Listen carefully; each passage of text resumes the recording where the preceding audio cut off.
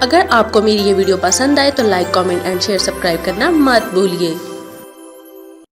قتیبہ منزلوں پر منزلیں طے کرتا ہوا بلخ کے نواح میں پہنچ گیا۔ اس کے بلخ پہنچنے سے پہلے ہی وہاں بغاوت ہو چکی تھی۔ اسے ایسی کوئی امید نہ تھی کہ بلخ والوں کو بے خبری میں جا کر پکڑے گا، لیکن اس نے احتیاطاً کچھ لوگ فوج سے بہت آگے بھیج دیے تھے تاکہ بلخ کے باغیوں پر نظر رکھی جائے۔ لشکر کا ہراول خاصا آگے تھا، جس کا سالار زرار بن حسین تھا۔ ابھی ہراول شہر سے خاصا دور تھا جب لبید کو اطلاع ملی کہ قتیبہ کا لشکر آ رہا ہے۔ لبید کو اطلاع دینے والے نے بتایا کہ لشکر کی کل تعداد 2000 ہے۔ دراصل اطلاع دینے والے نے ہراول کو ہی کل لشکر سمجھ لیا تھا۔ لبید نے یہ اطلاع فوراً سپہ سالار تک پہنچائی اور باغیوں کی ہائی کمانڈ نے فوراً یہ فیصلہ کیا کہ شہر سے باہر فوج نکال کر لڑا جائے۔ وہ لوگ ایسا کرتے تھے کیونکہ اطلاع کے مطابق حملہ آور لشکر 2000 کی تعداد کا تھا، جبکہ شہر میں لڑنے والوں کی تعداد 14 سے 15,000 تک تھی۔ چنانچہ باغیوں کا لشکر شہر سے باہر آ کر بیٹھ گیا۔ قتیبہ کے آدمیوں نے جب لشکر کو باہر اکٹھا ہوتے دیکھا تو فوراً پیچھے اطلاع لے کر آئے۔ چونکہ سب سے آگے زرار بن حسین کے دستے تھے، لہٰذا پہلے اسے اطلاع ملی۔ اس نے پیغام لانے والے کو قتیبہ کی طرف روانہ کر دیا اور ساتھ ہی یہ پیغام بھی دیا کہ قتیبہ اپنے دستے ہم سے 1 میل دور لا کر روک لے۔ اس کے ساتھ ہی زرار بن حسین نے ہراول دستوں کی رفتار تیز کر دی اور جلد ہی باغی لشکر کے سامنے پہنچ گیا۔ باغیوں کے کمانڈر نے جب اتنی تھوڑی فوج دیکھی تو اس نے حملے کا حکم دے دیا۔ یہ حملہ اس طرح تھا جیسے تند و تیز طوفان۔ باغیوں کا خیال تھا وہ اتنے کم لشکر کو روند کر رکھ دیں گے۔ چنانچہ جلد ہی زرار بن حسین کے دستوں کے قدم اکھڑ گئے اور وہ پیچھے ہٹتے آئے۔ پھر اچانک ایک باغی لشکروں پر پہلوؤں سے حملہ ہو گیا۔ جیسے ہی ایک اچانک ہی باغی لشکر پر پہلوؤں سے حملہ ہو گیا تو حملہ بڑا ہی شدید تھا اور باغی لشکر کے قدم اکھڑ گئے۔ وہ بڑی بے ترتیبی سے بھاگنے لگے۔ یہ پہلو والا حملہ قتیبہ نے کیا تھا۔ اسے جب اطلاع ملی کہ زرار بن حسین کا دستہ مشکل میں ہے اور اسے مدد کی ضرورت ہے تو قتیبہ نے اسے مدد دینے کی بجائے اپنی فوج کو 2 حصوں میں تقسیم کیا اور اسے راستے کے دونوں طرف پھیلا دیا، جس پر زرار کے دستے پسپا ہوتے آ رہے تھے۔ جب زرار بن حسین پسپا ہوتا ہوا اس جگہ سے گزرا جہاں قتیبہ نے گھات لگائی تھی تو قتیبہ نے باغیوں کے لشکروں پر حملوں کا پہرا باندھ دیا اور باغیوں کے قدم اکھاڑ دیے۔ قتیبہ کی فوج نے باغیوں کو قتل کرنے کی بجائے بھاگتے ہوئے لوگوں کو پکڑنا شروع کر دیا۔ ان قید ہونے والے لوگوں میں کچھ شہری بھی تھے اور ان میں 2 عورتیں اور بچے بھی تھے، جو زرار بن حسین کے دستوں کو بھاگتا دیکھ کر اسے فتح سمجھ بیٹھے تھے اور شہر سے باہر نکل آئے تھے۔ ان عورتوں میں خاص اہمیت برمک کی بیوی کی تھی۔ قتیبہ نے باغیوں کو بھاگتا دیکھ کر کچھ دستوں کو قلعے میں داخل ہونے کا حکم دیا، لیکن جب یہ نئے قلعے تک پہنچے تو قلعے کے تمام دروازے بند ہو چکے تھے اور فصیل پر تیر انداز موجود تھے، جن کی تیر اندازی نے ان دستوں کو واپس ہونے پر مجبور کر دیا۔ جب باغی فوج بھاگنا شروع ہوئی تو انہوں نے قلعے کا رخ کیا، لیکن باغیوں کے کمانداروں کو علم تھا کہ قتیبہ قلعے میں داخل ہونے کی کوشش کرے گا، اس لیے جتنے فوجی قلعے میں داخل ہو سکے داخل ہونے دیے اور باقیوں کو باہر چھوڑ کر قلعے کے دروازے بند کر دیے گئے۔ دیواروں پر تیز تیر انداز مقرر کر دیے گئے۔ اگرچہ قلعے سے باہر پکڑے جانے والوں کی تعداد کم نہ تھی، لیکن پھر بھی 8 سے 10 ہزار تک فوج دوبارہ قلعے میں جمع ہو گئی تھی۔ قتیبہ نے بڑھ کر قلعے کا محاصرہ کیا۔ یہ محاصرہ طول پکڑتا گیا، یہاں تک کہ 3 مہینے گزر گئے۔ اس دوران قتیبہ نے شہریوں کو اتنا تنگ کیا کہ بالآخر انہیں صلح کرنی پڑی۔ قتیبہ نے صلح کو قبول کر لیا اور قلعے کے دروازے اس کے لیے کھل گئے۔ بلخ میں بغاوت اور قتیبہ کا بلخ پر حملہ 86 ہجری کے وسط کی بات ہے۔ بلخ والوں سے صلح ہو چکی تھی اور صلح کی شرائط میں سے ایک شرط یہ بھی تھی کہ قتیبہ بن مسلم قیدیوں کو رہا کر دے۔ اگر قتیبہ چاہتا تو یہ شرط ماننے سے انکار کر سکتا تھا، لیکن وہ جانتا تھا کہ قید ہونے والوں میں ایک بڑی تعداد مسلمانوں کی ہے، چنانچہ اس نے شرط کو قبول کر لیا اور قلعے میں داخل ہونے سے پہلے تمام قیدیوں کو رہا کر دیا۔ ان قیدیوں میں برمک کی بیوی بھی شامل تھی۔ بلخ شہر میں امن و امان قائم ہو چکا تھا، لیکن قتیبہ بن مسلم ابھی تک وہیں موجود تھا۔ ابھی وہ محل میں موجود تھا جب اس کو اطلاع ملی کہ حجاج بن یوسف کا قاصد آیا ہے۔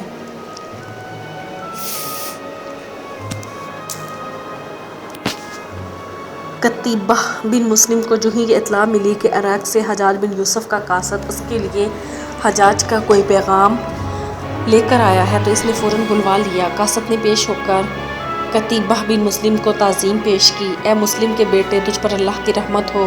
قاسم نے ادب سے کہا، تجھ پر اللہ کی رحمت ہو۔ قتیبہ بن مسلم نے بڑے پروقار انداز سے کہا، کسی بھی دوسری بات سے پہلے وہ بات کہہ جس کے لیے تجھے ابن یوسف نے بھیجا ہے۔ حجاج بن یوسف نے آپ کے لیے ایک مراسلہ بھیجا ہے۔ قاصد نے چمڑے کے ٹکڑے پر لکھا ہوا ایک پیغام قتیبہ بن مسلم کو پیش کرتے ہوئے کہا، یہ چمڑا بڑے سلیقے سے لپیٹ کر سر بہر کیا گیا تھا۔ اس سے مراسلے کی اہمیت کا اندازہ ہوتا ہے اور وہ یہ بھی ظاہر ہوتا تھا کہ یہ صرف قتیبہ بن مسلم کے لیے ہے۔ قتیبہ نے قاصد کی خاطر تواضع کا حکم دیا۔ وہ حجاج بن یوسف کے اس اچانک آنے والے پیغام کی وجہ سے کچھ فکر مند اور پریشان نظر آ رہا تھا۔ جو ہی قاصد رخصت ہوا، قتیبہ نے مہر توڑ کر وہ پیغام کھولا اور پڑھنے لگا۔ پیغام میں حجاج بن یوسف نے لکھا تھا، حجاج بن یوسف الہی والی عراق کی طرف سے قتیبہ بن مسلم والی خراسان کے نام، اے ابن مسلم، تجھ پر اللہ کی رحمت ہو۔ میں جانتا ہوں کہ تو ایک جنگجو خاندان، جنگجو ثبوت ہے۔ میں یہ بھی جانتا ہوں کہ اللہ نے تجھے جس فہم و فراست اور عقل سے نوازا ہے وہ بہت کم لوگوں کو عطا ہوتی ہے۔ مجھے اطلاع ملی ہے کہ ایک سازش کے تحت بلخ میں بغاوت ہوگی جسے تو نے بڑی حکمت عملی اور پوری طاقت سے کچل دیا۔ اگرچہ تو اس بغاوت کو کچل دیا ہے لیکن میں یہ سمجھتا ہوں کہ اس معاملے میں تو نے بڑی سستی اور لاپرواہی کا مظاہرہ کیا ہے کہ تو نے اپنی آنکھیں اور اپنے کان بند کر رکھے ہیں۔ اے قتیبہ، اسلام کے خلاف ہونے والی سازشوں سے خبردار رہ اور اپنی آنکھیں اور اپنے کان ہر وقت کھلے رکھتا تو مرد بیٹھ کر بھی اس جگہ کو دیکھ سکے جہاں سے کوئی فتنہ فساد پھوٹنے والا ہے۔ اپنی سلطنت میں گونجنے والی معمولی سرگوشی بھی تیرے پردہ سماعت تک پہنچ جائے۔ قتیبہ بن مسلم حجاج بن یوسف کا پیغام پڑھتے پڑھتے رک گیا اور حسین کی طرف دیکھا جو اس کے پاس موجود تھا۔ اس نے زرار کو حجاج کے پیغام کا وہ حصہ سنایا۔ زرار بڑے غور سے سن رہا تھا۔ ابن یوسف ہمیں غافل سمجھتا ہے، قتیبہ بن مسلم نے زرار سے کہا۔ اس کا خیال ہے کہ ہم یہاں ہاتھ پر ہاتھ دھرے بیٹھے ہیں، حالانکہ معاملہ اس کے بالکل برعکس ہے۔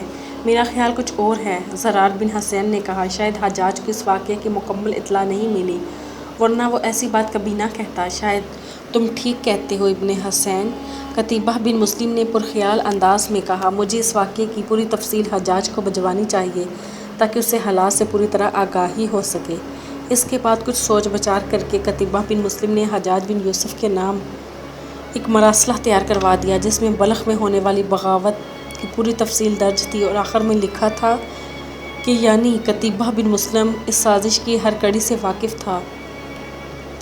پھر اگلے دن اس نے حجاج بن یوسف کے قاصد کو طلب کر کے یہ پیغام اس کے حوالے کر کے اسے رخصت کر دیا۔ 20 رمضان سن 8 ہجری حضرت محمد صلی اللہ علیہ وآلہ وسلم نے مکہ کا محاصرہ کر لیا تھا، وہی مکہ جہاں سے کفار کی فتنہ انگیزیوں کی وجہ سے آپ صلی اللہ علیہ وسلم کو ہجرت کرنی پڑی تھی۔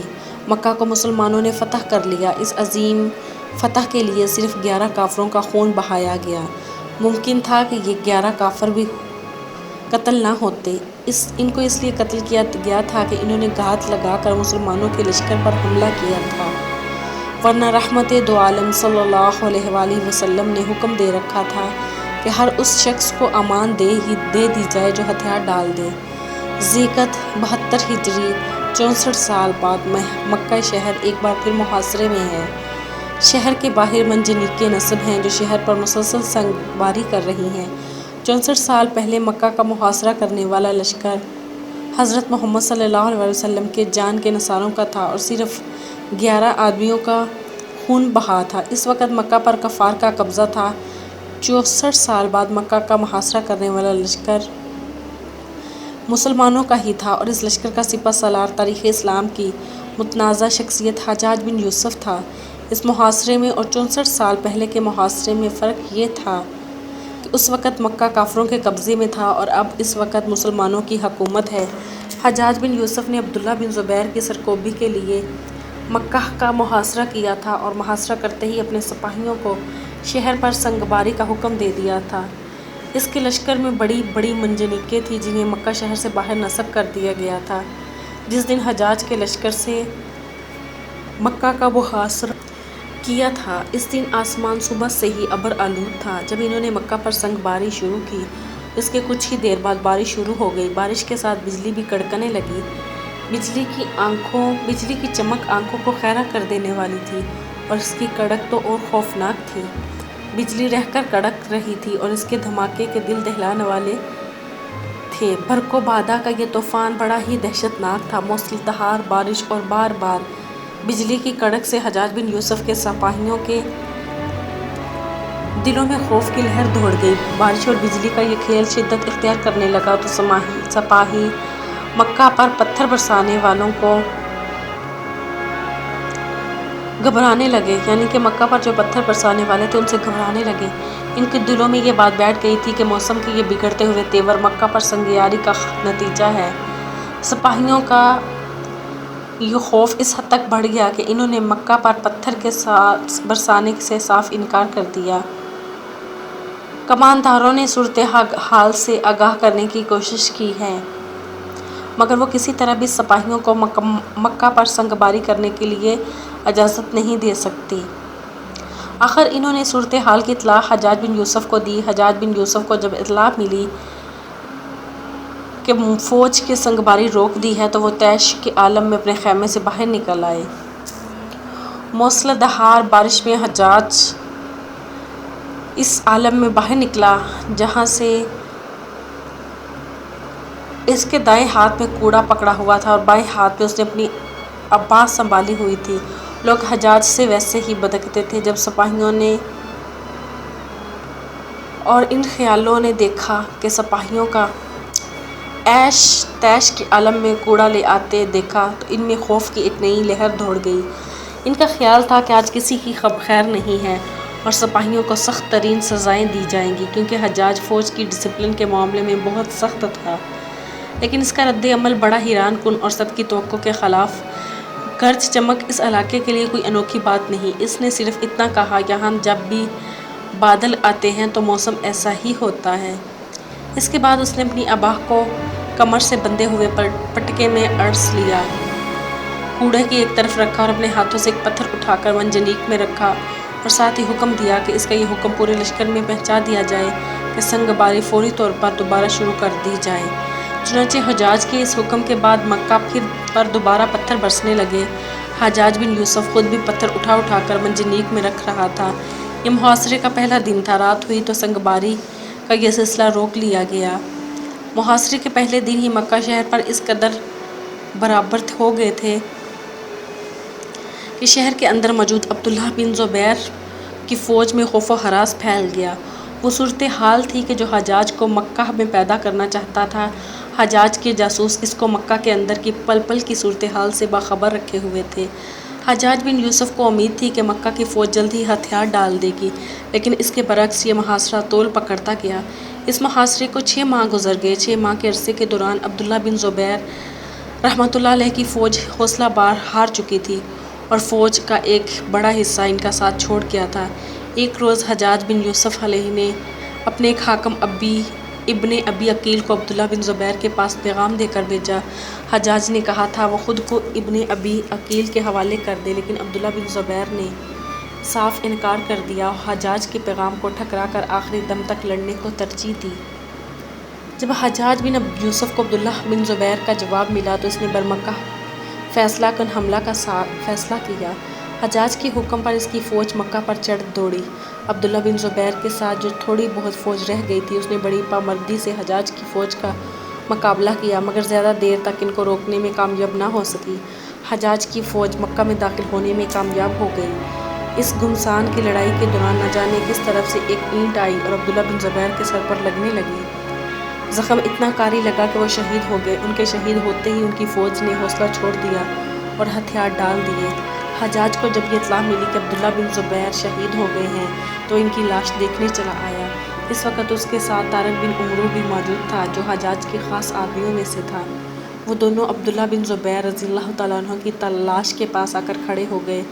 ان سے زیادہ جواں مرد آج تک پیدا نہیں ہوا۔ عمرو نے عبداللہ بن زبیر رضی اللہ تعالیٰ عنہ کی لاش دیکھ کر کہا۔ عمرو کی بات سن کر حجاج غصے میں آ گیا تو ایسے شخص کی تعریف کر رہا ہے جس نے امیر المومنین کی مخالفت میں کوئی کسر نہیں اٹھا رکھی۔ حجاج نے تلخ لہجے میں کہا، اس شخص نے 6 ماہ سے ہماری فوج کو مکہ کے باہر روکے رکھا تھا۔ اس کی یہی شجاعت تو تعریف کا سبب ہے۔ ابن عمرو نے کہا، اس نے اس قدر کم فوج سے ہمیں 6 ماہ تک مکہ میں داخل نہیں ہونے دیا۔ طارق بن عمرو حضرت عثمان کا آزاد کردہ غلام تھا۔ اس میں یہ خصوصیت تھی کہ مصلحت پسند نہیں تھا، سچی بات کہنے میں ہچکچاہٹ محسوس نہیں کرتا تھا۔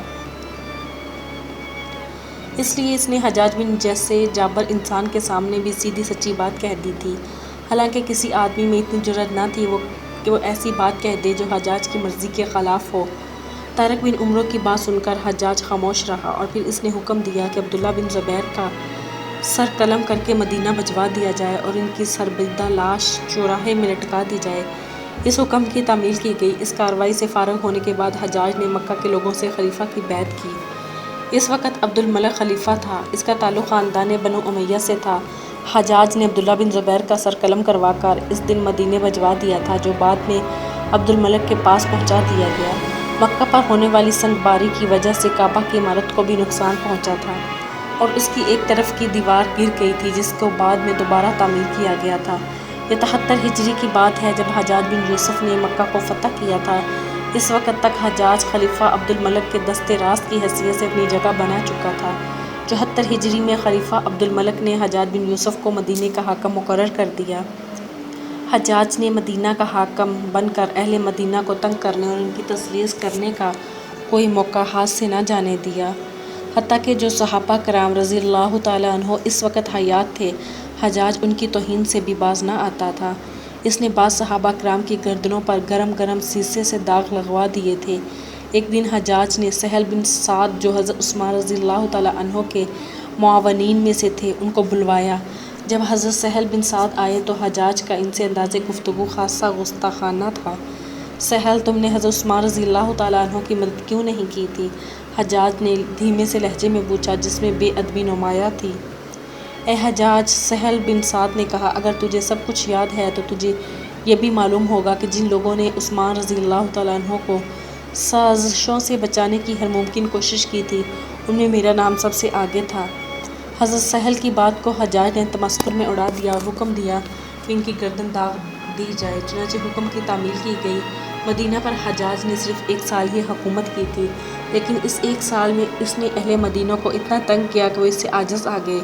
جب خلیفہ عبد الملک کو حجاج کی ان حرکتوں کی اطلاع ملی تو اس نے حجاج کو مدینہ سے ہٹا کر عراق کا گورنر بنا دیا۔ اس کے بعد وہ آخری وقت تک عراق ہی کا گورنر رہا۔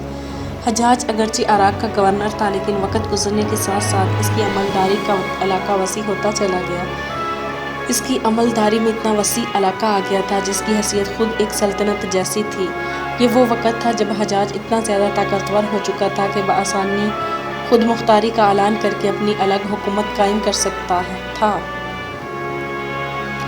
لیکن خلافت بنو امیہ سے وفاداری اس کے خون میں دوڑ رہی تھی۔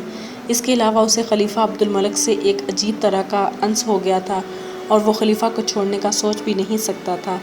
ایک دن حجاج اپنے محل میں موجود تھا جب اسے اطلاع ملی کہ دمشق سے ایک قاصد آیا ہے۔ ان دنوں دمشق سلطنت اسلامیہ کا دارالخلافہ تھا۔ حجاج کے دل میں یہ خیال آیا کہ ضرور خلیفہ عبد الملک کی طرف سے کوئی خاص پیغام آیا ہوگا۔ اس نے قاصد کو بلا لیا اور اس سے پیغام لے کر پڑھنے لگا۔ یہ پیغام چند سطروں پر مشتمل تھا۔ اس میں لکھا تھا، امیر المومنین عبد الملک بن مروان کا انتقال ہو گیا ہے۔ ولید بن عبد الملک نئے خلیفہ ہوں گے۔ یہ خبر پڑھ کر حجاج بن یوسف کو بہت صدمہ ہوا۔ حجاج کو عبد الملک سے بڑی انسیت تھی۔ حجاج کو عبد الملک سے بڑی ہمدردی تھی، بڑا پیار تھا۔ اس کی وجہ سے بھی زیادہ صدمہ ہوا کہ اس پیغام سے 1 مہینہ پہلے عبد الملک کو دفنایا جا چکا تھا۔ عبد الملک کی وفات سے کچھ عرصہ قبل حجاج اس سے ملنے دمشق گیا تھا۔ شاید اسے اس ملاقات کے لیے عبد الملک نہیں بلایا تھا۔ حجاج کی دمشق سے واپسی ایک ایسا واقعہ رونما ہوا جس نے تاریخ اسلام میں ایک ولولہ انگیز داستان کو جنم دیا۔ دمشق سے واپسی کا سفر کرتے ہوئے راستے میں حجاج نے ایک شہر میں قیام کیا۔ اس کے ساتھ کچھ اور لوگ بھی تھے۔ وہاں کے نمایاں حیثیت کے لوگ بھی حجاج سے ملنے آئے تھے۔ ادھر ادھر کی باتوں کے دوران ایک بہت بڑے عالم کا ذکر چھڑ گیا۔ حجاج نے اسے دلچسپی ظاہر کی۔ اسے بتایا گیا کہ وہ عالمی مذہباً عیسائی ہے اور آسمانی کتابوں کا گہرا مطالعہ رکھتا ہے۔ حجاج بن علمہ کا بہت احترام کرتا تھا اور ان سے میل جول رکھتا تھا۔ حجاج نے اس عالم کے بارے میں مزید معلوم کرنے کی خواہش کی اور ولی عراق بتانے والے نے کہا وہ اپنے علم میں اس قدر دسترس رکھتا تھا کہ آنے والے حالات و واقعات کے بارے میں پیش گوئی کر سکتا ہے۔